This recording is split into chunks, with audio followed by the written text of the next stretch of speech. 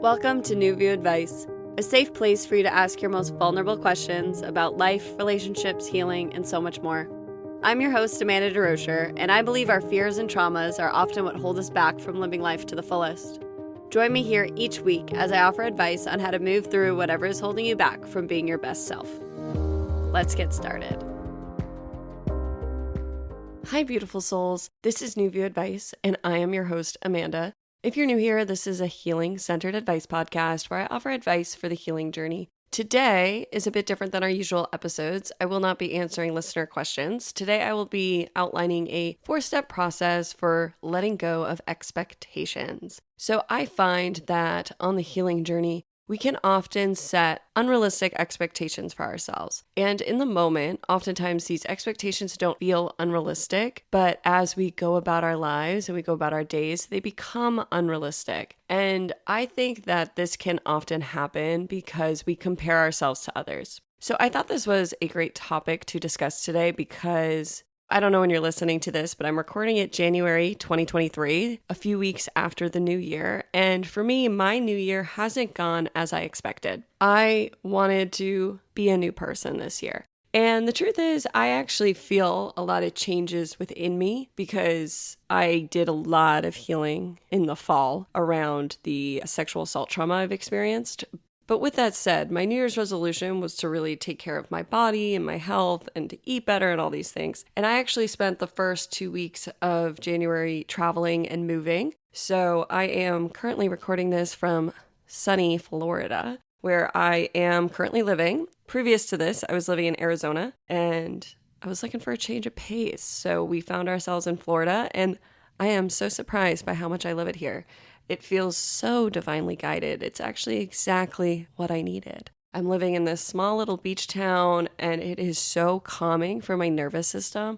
I didn't realize how much I needed to get out of the city for a little bit. So I will be here for the next couple weeks. Not sure how long I'll be here. Hoping it's longer than I currently have planned, but we will see. And because of this, I set some unrealistic expectations for myself because what I've found is that I've had to continue to go back to the process I'm going to outline for you because my life hasn't been smooth this new year. It's involved a lot of transition and a lot of patience with myself because things were in flux, things were moving. And so today I wanted to outline this process for you of letting go of expectations. And before I jump in, I also wanted to mention that for people who have experienced trauma, so for people who have listened to this podcast before, I am a survivor of sexual assault and rape. I was raped in my childhood and in my teens. And because of this, my body lived in fight or flight most of my life. I still am working on bringing my body out of fight or flight. So the truth is, after you experience trauma, and this trauma could be any kind of trauma, your trauma does not have to be similar to mine, our bodies are different. So our bodies hold the trauma until we process it. And it can take years to fully process because our bodies will often only let us process one layer at a time. And so because of this, I have found that I have set many unrealistic expectations for myself because I have compared myself to people who haven't experienced the amount of trauma that I have. And that's not a comparison thing as in I've experienced more than you. But I mention that because it's a way to be kind to yourself if you are in the process of looking at the pain you have experienced. Because the truth is, a lot of times we bottle it up and we can function in the world. And then when we start to bring it to the surface to look at, it can be hard to function in the world, which is a reason why we often don't look at it. But if you're listening to this podcast, my guess is you have begun looking at your trauma or the pain and the wounding from your life, either current circumstances or from your youth. And what I have found is that, unfortunately, when you begin to look at this wounding, this pain, this trauma, it takes a lot of energy. And that's okay. There's nothing wrong with that. But we're no longer able to show up in the world like a quote-unquote normal person. Again, I don't know what a normal person is. I am so far from normal that I don't exactly know what that looks like. But what I do know is that I have fallen into unrealistic expectations of myself many times because I thought my life was supposed to look like everyone else's, and it was never going to look like everyone else's. And it also wasn't able to because my body needs more attention, it needs more rest, it needs more time to heal than other people or than other people are doing right now. It's just that we are all different. And when we set expectations compared to anyone else, they oftentimes are unrealistic because we are all different people. We're all coming at life from a new place. We're all coming at life from different circumstances. We've all experienced different levels of trauma, different levels of wounding. We're all in different places right now. Today I'm having a great day. Tomorrow might not be so good. I don't know. And so because of this, consistency has been very difficult for me. And that is an expectation I have put on myself many times before. And I think that's true for many trauma survivors. So that's why I wanted to do this episode. One, because I needed this reminder this month. And two, I'm hoping that it helps someone else out there who struggles with the expectations they set for themselves. And I also want to say that throughout this, I'm going to give an example also of setting expectations in relationships. I think that it's a very common thing as well to put expectations on other people. And this process of letting go expectations can help for expectations you've set for yourself and also for a partner or for a friend or in a relationship, because the truth is we cannot control other people. So we are very often disappointed by the expectations we put on others. So it's important for us to continually learn again and again how to let go of the expectations we set for ourselves and for others in order to come back to where we are in the present moment. And the last thing I want to mention before we jump in is that many people can get stuck in the cycle of setting an unrealistic expectation and then self-punishing, setting an unrealistic expectation, then self-punishing. And this self-punishing looks like being critical of yourself, being judgmental of yourself, having negative self-talk around the expectation you set. And I want you to start becoming aware in your life where you may be setting an unrealistic expectation and then punishing yourself for not meeting that expectation, or punishing someone else for not meeting your expectation, even though they're an entirely different person who may not even know what expectation you have of them. So this is an important cycle to become aware of, and this 4-step process will help you to start breaking that cycle, because the truth is criticism, judgment, and negative talk do not help us to heal. They keep us imprisoned in the past. And by working with this 4-step cycle, I hope that you can become more free and able to live in the present moment where true freedom and liberation live. So with that, let's jump into today's episode about 4 steps to letting go of expectations of yourself and others.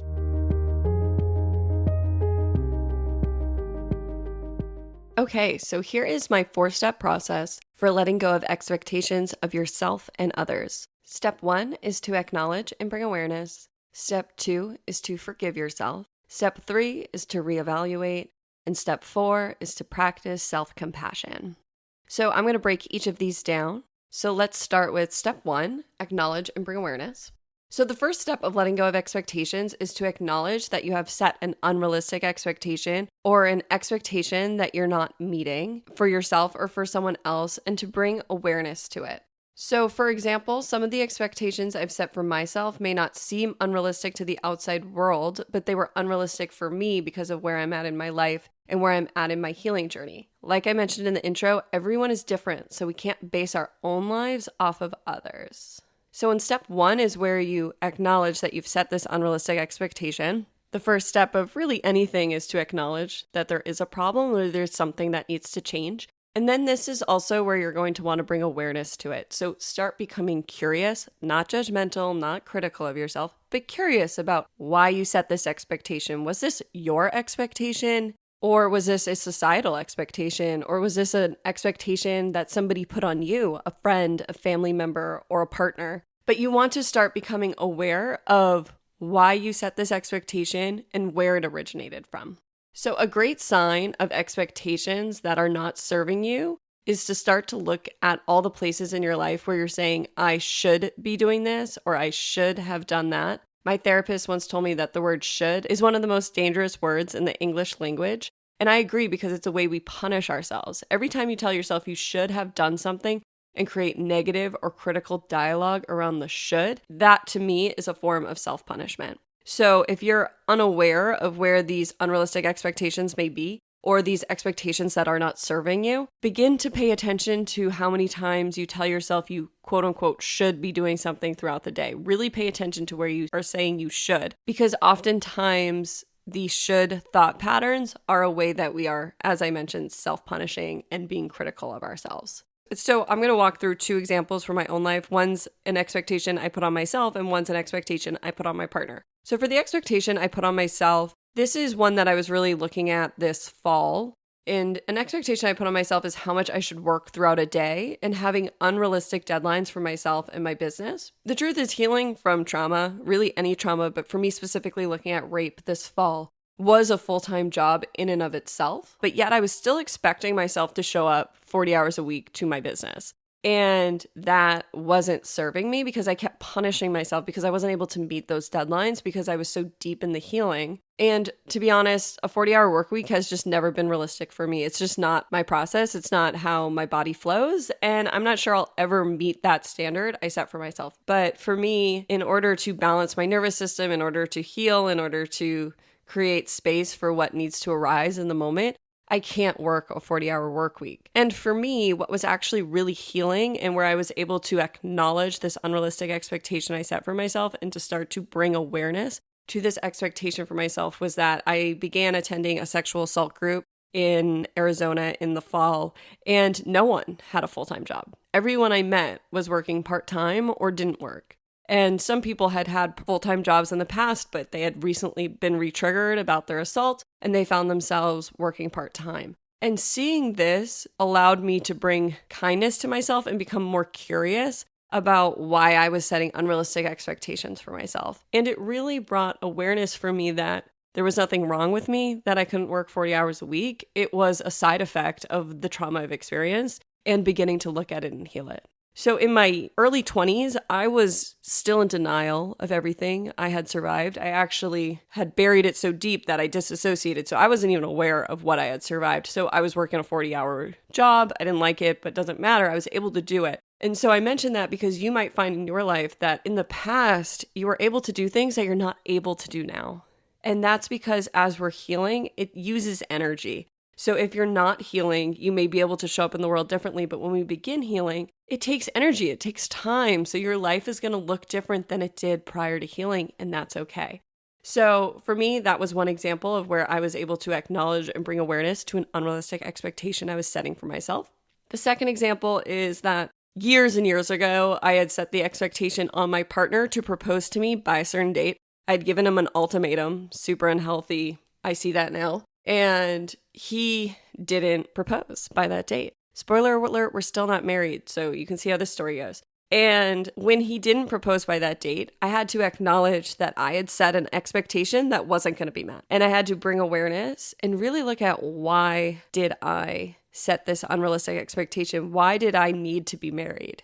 And through this awareness process, I was really able to see that I thought marriage was going to give me something. And the truth was, it wasn't. And so through the awareness process, I was able to see that I was taking on a lot of expectations from society, from friends, from family, that my relationship was expected to look a certain way. And so through this awareness process, I was able to see that a lot of these expectations I was putting on my partner were because people were putting expectations on me. So that was the first step.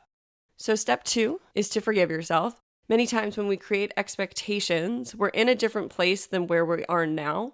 And a part of releasing and letting go of expectations is to acknowledge that we are human and that life doesn't always go the way we want it to. So after we bring awareness, it's important to forgive ourselves. We forgive ourselves by feeling any feelings attached to the expectations and then allowing ourselves to be human. Many times I write in my journal about why I created the expectation, and through awareness and acknowledgement, I'm able to forgive myself. Also, for many of these expectations, it involves a period of allowing myself to grieve this expectation. So that could take a day, that could take an hour, or maybe it takes a week or longer. It's all about allowing yourself to grieve and fully feel the feelings attached to the expectation you put on yourself. Many of these unrealistic expectations are part of a fantasy that we've created and are not grounded in reality. And sometimes we have to grieve that fantasy because we begin to almost start living in the future and living the life that we think we're going to have. And when we realize it's not going that way, we have to allow ourselves to grieve in order to come back to the present moment. And I've found that forgiveness comes naturally after we allow ourselves to see the truth of who we are and what we have experienced. Allowing ourselves to see ourselves fully brings forgiveness. And many times once we bring awareness, it's also easy to forgive ourselves because we are able to see that the expectations we set may have been from a good intentioned place, but are not working for us. And in order to move forward, we need to let them go. So to return to the two examples I was giving for the expectation I set for myself, when it came to forgiving myself for expecting myself to work more and harder, I was able to forgive myself when I began to see the truth of my life rather than the fantasy I wish I lived. A part of me wanted to look like a quote unquote normal worker who works 40 hours a week because I believed that meant something or was the only way to success, or I thought that other people would see my business more fully or see me more fully if I was showing up in the way they expected me to or that society expected me to. But by allowing myself to grieve and feel the feelings that were there around what it looked like to work, I was able to forgive myself for trying to meet an impossible standard that was never created for someone like me. I also believe most creatives, and I consider myself a creatives don't fit a 9-to-5 mold. So I shouldn't try to fit in that either. And for my second example about the expectation I put on Evan to propose, my partner, I was able to forgive myself after I grieved what I thought my relationship was supposed to be like. So I spent a lot of time in therapy. At the time, I had a tough love therapist who always told me what I needed to hear, but definitely didn't sugarcoat anything. And through that, I was able to see why I had created the expectation to be married. And I was able to fully grieve this fantasy I'd created for myself. I thought my life was going to look a certain way. And the truth was, by releasing that, I was able to come back to the present where life truly is. And that's a process that I've done again and again. Step 3 is to reevaluate.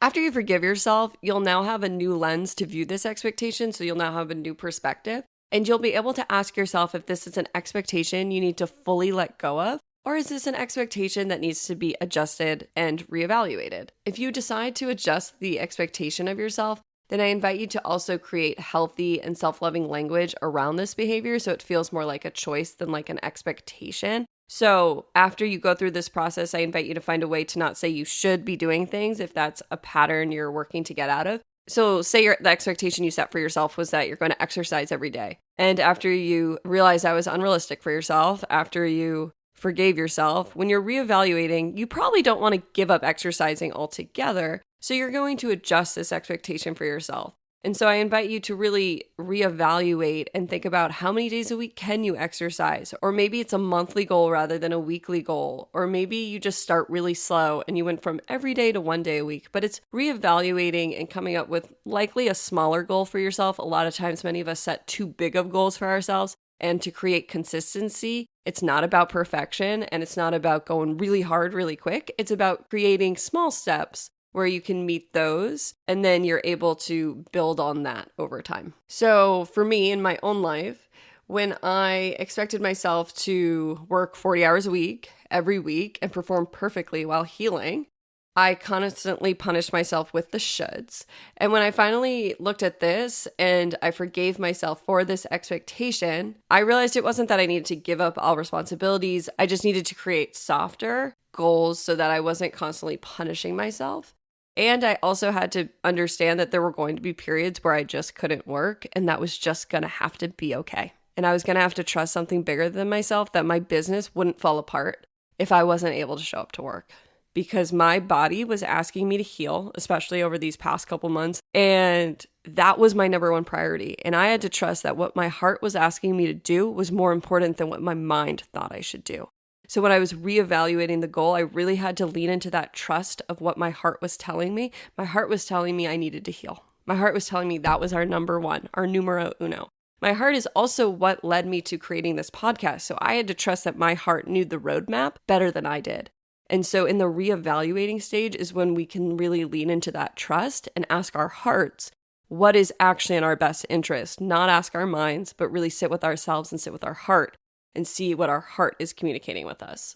And in my second example of putting the expectation on Evan for the proposal, I had to realize I can't control Evan, and I had to reevaluate did I actually want to leave the relationship, or did I want to work for the relationship I wanted without a ring on my finger? I chose option 2, and Evan and I really began working on our communication and on boundaries and on communicating about our needs and what made us feel loved and what didn't, and communicating about our traumas and how that was playing roles in our relationships. And that brought me the relationship I wanted. And I don't feel the need to get married because I don't think it would change much about my relationship, because I followed my heart, and my heart was like, don't leave Evan, just work on your relationship. That's also what my tough love therapist told me at the time. And she was right. And in that reevaluation stage, that's what I reevaluated about both my circumstances. But reevaluating is going to be different for everybody. You may be in a similar situation to mine and get an entirely different answer. And that's okay, because in that reevaluation stage, it's really about sitting with your heart, and it's about figuring out what's best for you and not comparing yourself to others. It's about dropping back into your body and into your heart. And we're able to do that after we bring the awareness and we forgive ourselves. Then we're able to really become aligned and bring clarity to what we really need. And I also want to mention that as we move through these 3 steps, so the first 3 steps of this process, we may need to go back and do it again and again, which leads to step 4, which is self-compassion. And so as you move through the process of letting go of expectations, you want to practice self-compassion, because by being kinder to yourself, you'll be able to adjust your life and forgive yourself quicker. You'll also begin to set less and less expectations for yourself that leave you feeling defeated and disappointed. Self-compassion is the practice of recognizing that you're human, and in that, it inherently means you are not perfect. We are not the same every day. Things happen. And through self-compassion, we are able to learn to be kinder to ourselves by not punishing ourselves, judging ourselves, or negatively speaking to ourselves, but instead by beginning to understand ourselves and be kind to ourselves. And a great way to start self-compassion is to think about the way you talk to yourself and ask if you would be that hard on a living friend or family member or your partner. Many of us are our own biggest critics and bullies, and this often stems from being criticized and bullied in the past. So many people live with self-criticism and self-judgment because we learned when we were young that if we beat people to the punch, so if we criticized ourselves first, that it wouldn't hurt so much when people criticized us.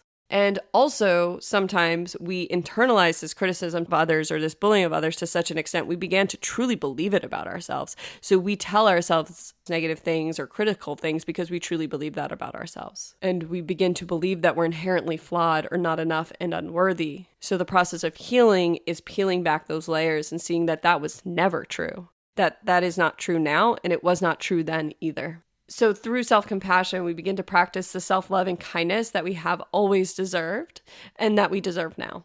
In my own life, I've been incredibly hard on myself, and it's only through self-compassion that I've been able to create a healthy, loving, and safe relationship with myself.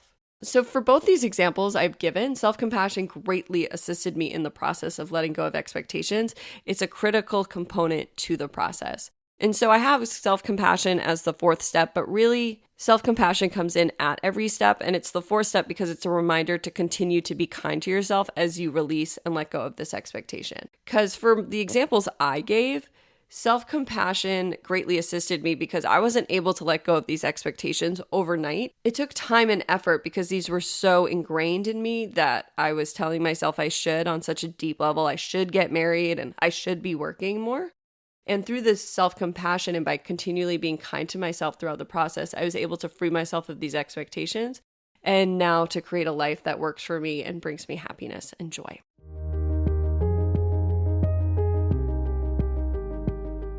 Thank you for listening to this episode about letting go of expectations of ourselves and others. I hope you found something helpful and something resonated with you throughout this episode.